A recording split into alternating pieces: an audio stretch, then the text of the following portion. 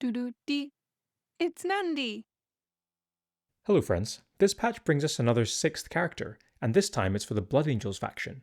We get Cezare, a Blood Angels Assault Terminator. We've known about this guy for a while since the leaks from another YouTube channel, but I'll take you through my usual character showcase. If you're here for a 15-second summary, Cezare is a melee character with a higher than usual mobility from a Terminator. His active does single target damage and heals Cezare, while his passive gives him extra movement and some AoE damage. I think he'll mainly be a PvP character, but he might have some Horde mode value too. More importantly, he is a Lightning Claws Blood Angels Terminator, and that goes hard for iconic and nostalgia value. Thank you, as always, to my Patreons and YouTube members for their support. Cezare is an uncommon unlock via a 2-week hero release event that starts on July 5th. As usual, Snowprint's art department have done a fantastic job with the model and animations. He has 3 traits: Deep Strike, Rapid Assault, and Terminator Armor. We're familiar with all of them, but the presence of Rapid Assault gives him a nice bit of synergy with Dante and the rest of the Blood Angels faction. Stats and abilities are at max epic rather than at max legendary after popular request.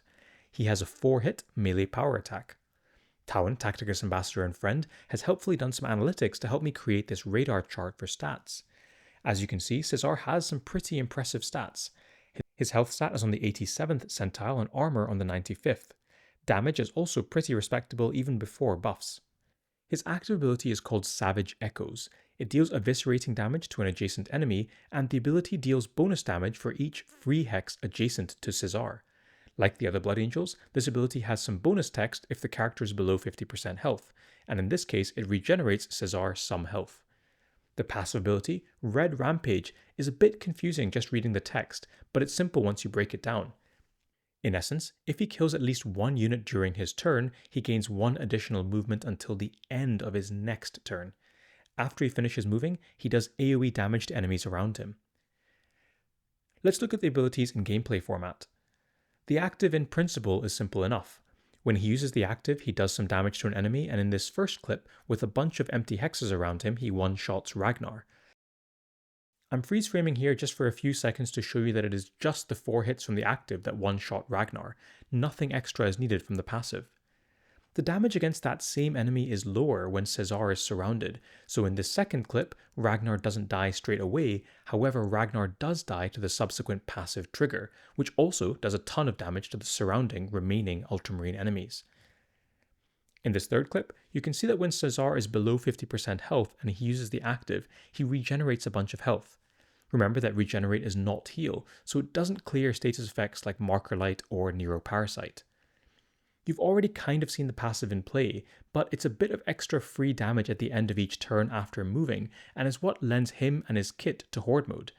I guess it's worth pointing out that the Rapid Assault buff triggers for all attacks in that first turn, which makes Cezare really explosive in PvP. It triggers for his passive when moving and then still applies to either his active or his normal attack. There is a lot of math and stuff to look at for Cezare. His active ability, at equal rarity and ability equivalence, restores roughly 60% of Cezare's health. It's a pretty reasonable health restoration mechanic, and it allows you to be more aggressive with positioning on turn 1, even through Deep Strike, knowing that if the enemy doesn't kill him right away, he will almost return to full health right off the bat.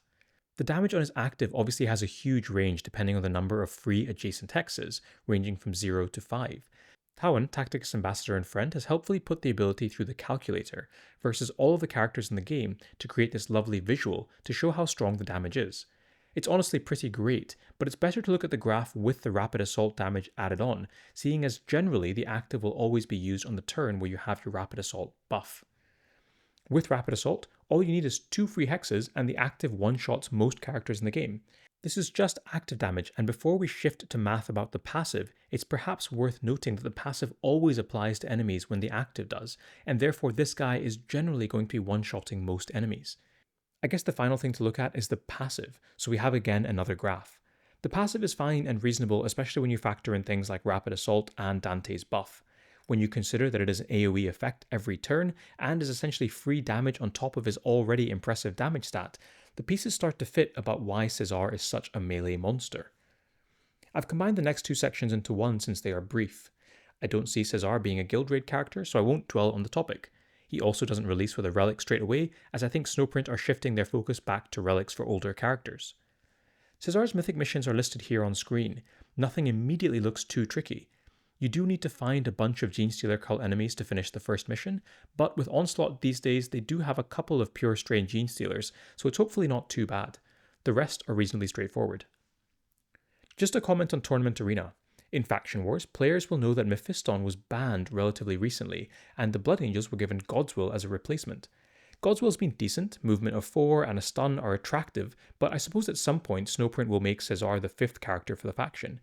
I had initially thought the lower movement and lack of displacement and stun relative to God's Will would result in a net negative TA presence for the Blood Angels, but I've actually been really impressed by Cezare in playtesting.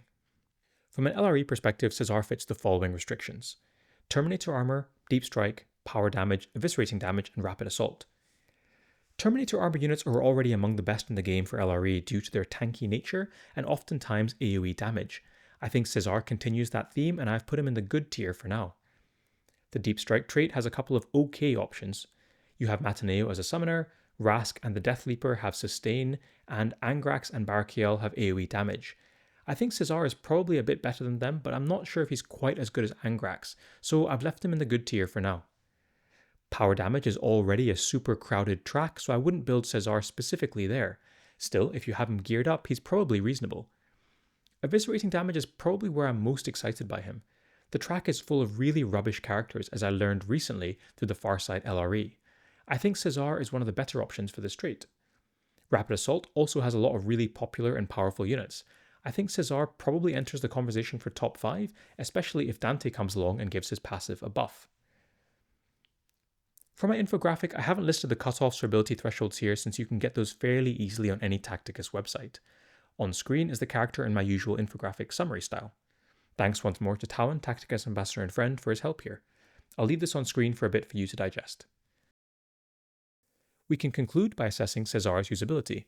Let's start with Horde modes. I think this will be one of his best modes, and if that was Snowprint's design aim, then I think they've achieved it. AoE damage, tanky, and a self-heal. I think he's pretty much got everything. I've given him a 4 to start. What about War? Well, I really value the high damage capability, and I'm already envisioning potential combos with other units like Dante, Mephiston, and Trajan. He's just a solid unit and kit for this game mode. One of my preferred war offense styles is to use a team that has high burst damage to eliminate really high threat enemies, and then you just have the remainders to clean up over the subsequent turns. And truthfully, Cezare fits that niche really well. I've started with a 4, but I could easily see that moving up. Finally, Raid. As we've covered, Cezare doesn't have a raid kit, so he gets a 1.5 because at least he gets buffed by Dante. It's unusual to have an uncommon character be this strong, and it's very possible that I'm overestimating him, but my gut feeling is that the kit is solid and I will build this guy to a reasonable level. Okay, I'll sign off there. I hope that was useful and you enjoy playing with Cezare. Thanks as always to my Patreons and YouTube members for their support, and bye for now.